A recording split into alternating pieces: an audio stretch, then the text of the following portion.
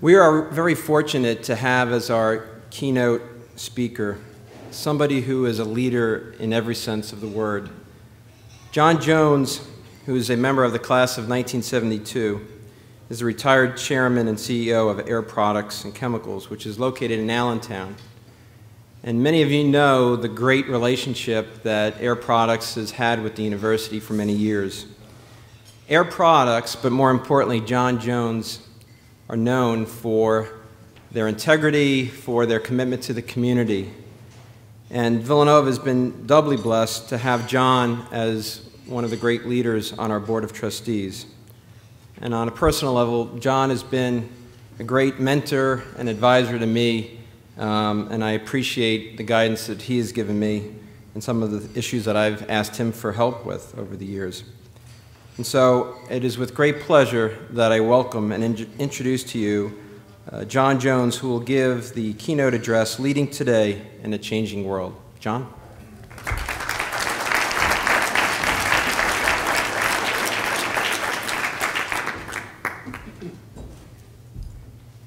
Thank you, Paul. It's a real pleasure to be here today to share my thoughts, my experiences on leadership. In a world that is increasingly harsh on anyone who's willing to pick up that mantle called leadership of any kind of organization, whether you're a publicly traded company, private, educational, religious, governmental, all are under pressure. When Paul asked me to speak at this, and Father Peter followed up, I accepted immediately, and the more I thought about it, the more excited I got about what we're doing here today. But before I get into that, let me just talk about some of my feelings, some of my theories, which impact what I believe goes into making a good leader. I believe that change and the ever-increasing pace of change that we're all witnessing puts incredible pressure on our organizations and the people in those organizations. I believe that people, human beings, fundamentally do not like change. It causes discomfort. I believe that change and accelerating change without good leadership can turn that discomfort into fear. I believe that fear left unchecked can cause organizations, good people, to ignore reality, do some really strange things, ultimately cause the demise of their organization, or make them into something that is insignificant compared to their past. And I would ask you just to think about, you pick your time frame, 10 years, 100 years, 1,000 years, 2,000 years, go on. Roman Empire, British Empire, Ottoman Empire, country, company. A lot of them have managed to go from greatness to destruction because of the lack of good leadership. That's my theory. It's not the people, it's the leadership that just didn't deal with the reality of the time. Now, if you buy what I just said, you have two choices. You can go crawl in a hole, ignore reality. If you do want to do that, I would say think about what I just talked about in terms of all the entities that managed to disappear. Or you can get excited about it and say, hey, this is a real opportunity. It's an opportunity that if I can find leaders, develop leaders, who can get people to not fear change, but to really start thriving on change, you can differentiate yourself. And that's why I was excited about what we're doing here today, because I think it's a real opportunity to talk about that. It's a real opportunity for Villanova. It's a great institution. I think there's a tremendous opportunity for Villanova based on the Augustinian principles. I feel very strongly about this, and you'll hear more of this as I go on. Veritas, Unitas, Caritas, based on that, differentiating itself even more going forward. Now, a lot of people will, say, are you saying that the DNA of today's leader, or tomorrow's leader for that matter, is all that different from the past? And, companies have failed, others have survived. And in fact, in my own experience, when I graduated as a young chemical engineer, the majority of the companies I interviewed, American Cyanamid, W.R. Grace, Allied Signal, Bethlehem Steel, I can go on and on and on, disappeared. While others, my own company included, a little company when I first went there was $300 million in a cornfield, survive. People will say, well, why get excited about this leadership issue? Things have come and gone. And my words of wisdom to people when I talk to them is stop, think, look around. Look around at what's going on. It's very, very different.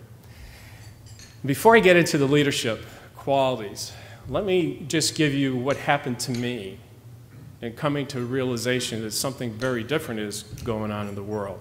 And it started, my first awakening was in 1997. I was in Thailand visiting our company there. Bangkok at the time had more construction cranes than any other major city in the world. Thailand was flourishing. I was there for a week, so I was out touring all the facilities, meeting with their people. Something strange happened. The cranes shut down in Bangkok. The financial crisis came to be in Bangkok. We did the normal thing. We said, okay, we need to focus on the people here. We need to secure our assets. We need to take care of our customers. We need to take care of our people.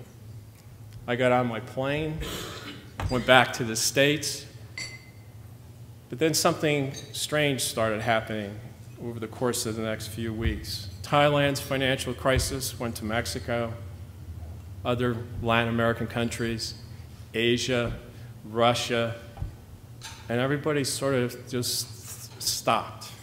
It's, what is going on? I remember sitting there thinking, all this computer, electronic investment maybe is starting to work.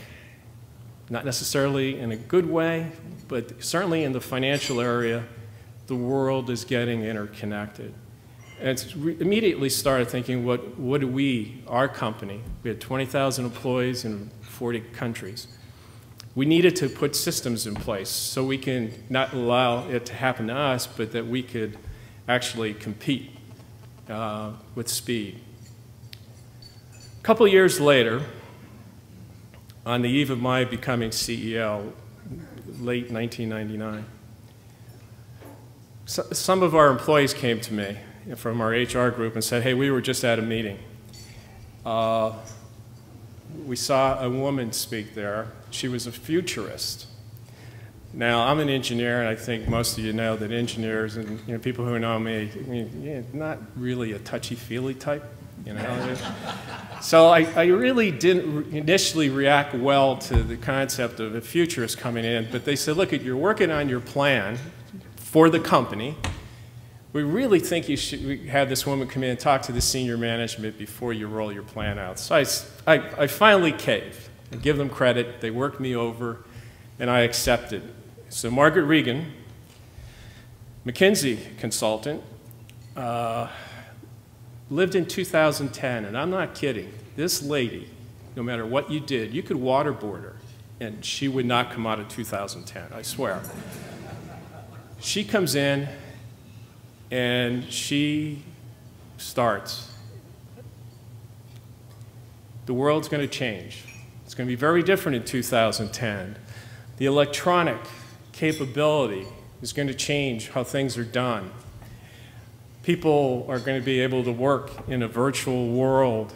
They're going to have, she didn't call them PDAs, but if you recall, back in 1999, our cell phones were actually cell phones, and just about that's it. She started talking about these new gadgets that you're going to be able to do all kinds of things with them. She said, they'll work for you. They probably won't want to be an employee because they're going to want to work for other people too. You won't need large offices, buildings, because they're going to want to work where they're comfortable, like on the beach in Fiji. They're probably not interested in ever meeting you, will have no great need to see you, but don't worry, you will be able to communicate with them because you'll be hooked up in a virtual way with all this electronic gadgetry. So I immediately said, damn it, I knew this. I knew this was a waste of time, cost us money. I went home, and my wife, Denise, we've been married 37 years now. She knows me well. As soon as I walked in the door, I didn't even say anything. She said, what's wrong with you? And I said, you're not going to believe. We had this idiot come in, a futurist, cost all kinds of money. I blew an afternoon.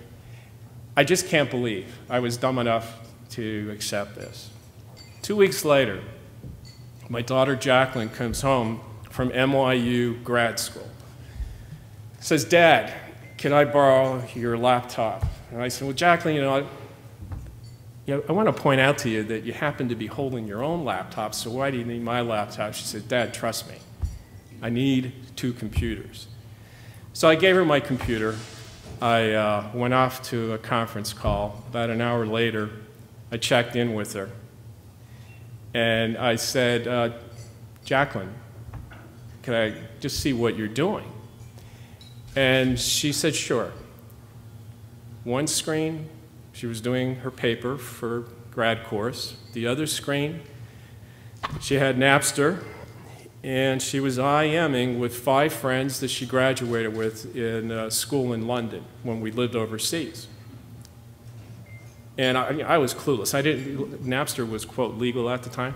But I didn't know what Napster was. And she's showing me, well, this is easy, Dad. I want a song. That person has a phone line, too slow, DSL. No, cable's faster, I'll download from here. The 5 friends that she was IMing with, 3 of them she hadn't seen in 5 years, but they were totally up to speed. Totally up to speed. My case, if I hadn't seen someone for 5 years, 50% of the time is spent on catching up together. And I stepped back, and I thought, my God, Margaret Regan maybe isn't crazy. She's a little bit behind. 2010's actually happening right now. Not too long after that, a couple guys operating out of caves in Afghanistan, working with others in a virtual way, created an event that none of us ever thought could happen using some of the same kind of technology.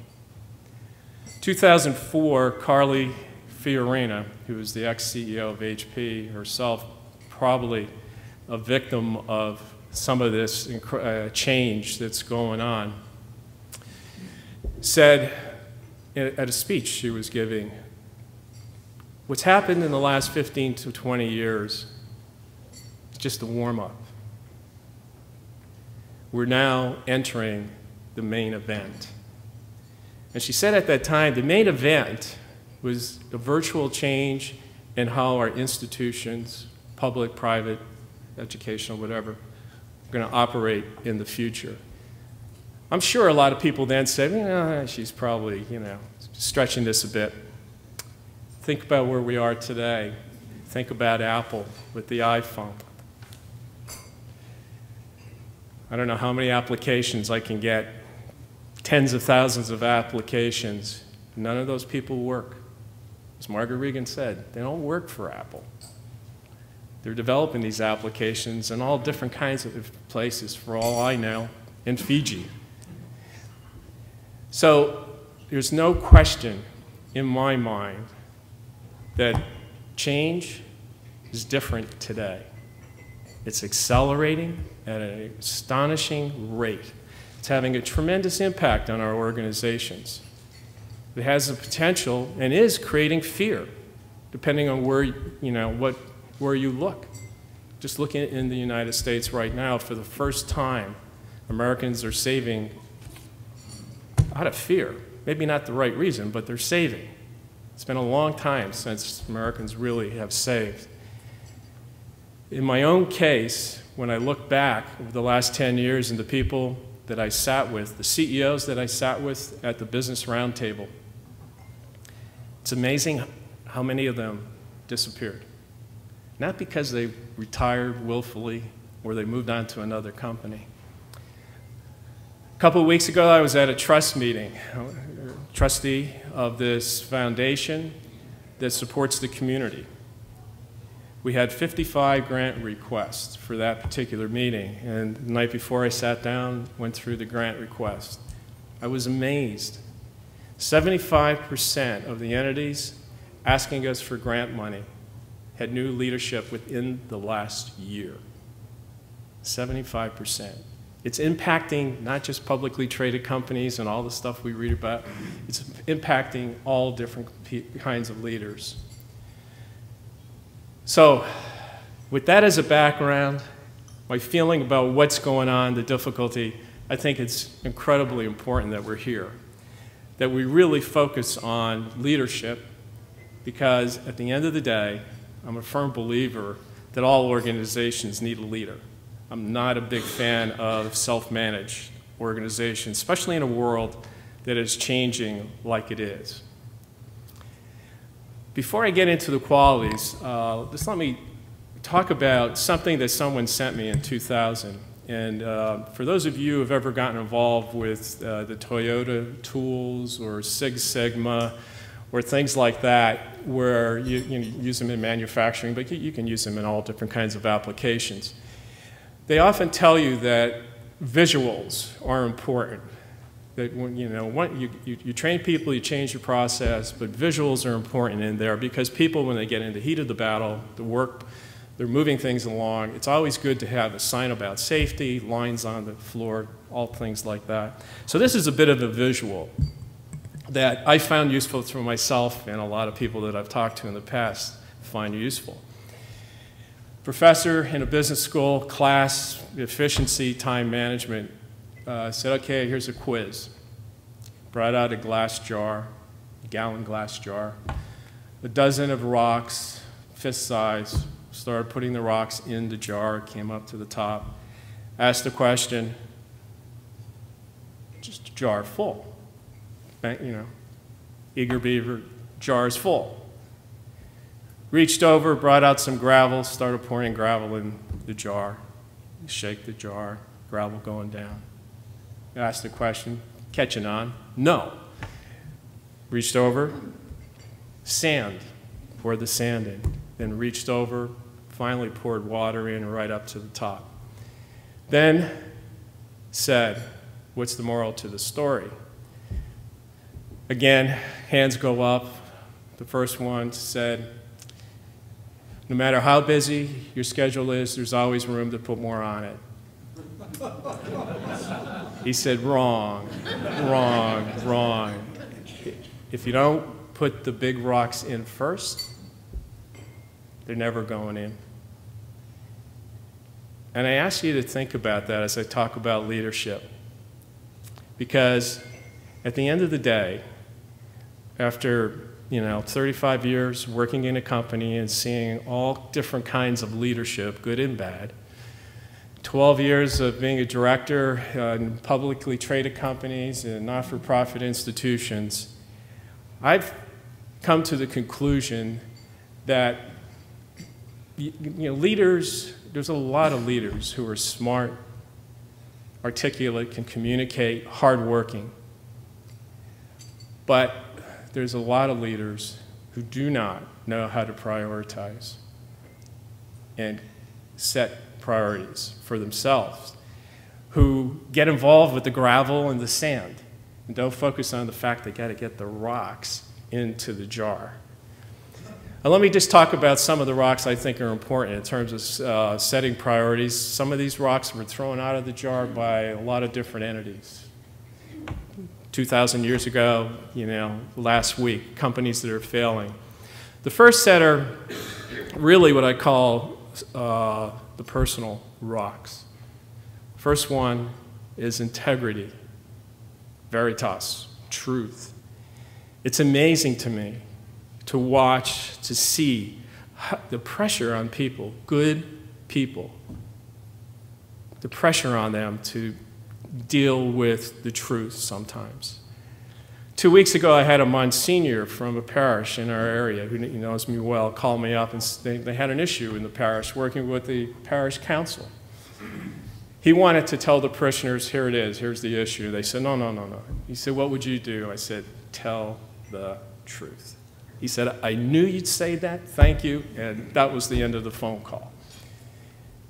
So it's not just truth up there in Wall Street, the CEOs and the organizations out there. Everybody, because of what's going on, there's so many things going on at once, there's a tendency for people to sometimes even think about throwing that veritas rock on the side. Another one that's the personal one is the humble rock. Now, I could tell you, a lot of those CEOs that disappeared at the Business Roundtable, they never heard or they didn't listen to the whole concept, from ashes you came, back to ashes you will go. Humble was just not part of what they were all about, and I think time and time again, and I won't name them, but I can name a lot of people where that got in their way. They literally thought that they were bigger than everything out there. And you can't do that. That rock has to stay in the jar. Another one is the family rock. And it's the age-old thing. I'm a big believer. If you can't take care of yourself, it's unlikely you can take care of others. And as I watched a lot of executives, if they really don't care for their family, they don't take time out of their busy schedules to really care, it's highly unlikely that they're going to care for employees. Caritas. Today's world, where fear is, people are worried about what's going on, leaders have to care. And I think it's a rock that has to be in the jar. Another rock, and again, it just amazes me because it's an obvious one. Leaders need to focus on the people, people, people, people. It's a multifaceted rock. The first part of it is leaders have to be out there. And it's kind of simple, but yet missed many times. In my own case, one time we took the executive committee, the top 6, over to our Spanish company. One of the highest performing entities in the company over a 10-year period. We flew overnight, landed, cleaned up, went in. One of my direct reports had scheduled a whole bunch of meetings, and I have to admit, I'm not big on meetings, especially meetings with slides. I already knew they were high performing, and I said, well, look, you know what? You go do that. I'm going to go out and thank the people. I'm going to go out and shake hands. 6 floors plus a basement, 500 people. Went up to the 6th floor and started working my way through the ranks. Shook everyone's hand, asked them a little bit about themselves, thanked them. That night going home, I always had the same driver for security reasons. Juan Antonio gets in the car and he's shaking his head and he's smiling. He says, "You just don't know what you've done." He says, "This is the greatest day that's occurred in this company in many, many years." And he said, "People aren't going to wash their hands for days." And he said, "They're going to kill themselves to make this an even better company because they know you care." All I did is walk around and shake hands.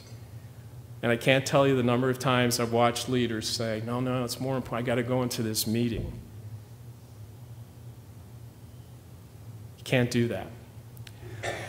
Part of the People Rock is, if you read Collins, Good to Great, the book, get the right people on the bus, in the right seats, before you do anything. Big believer in that.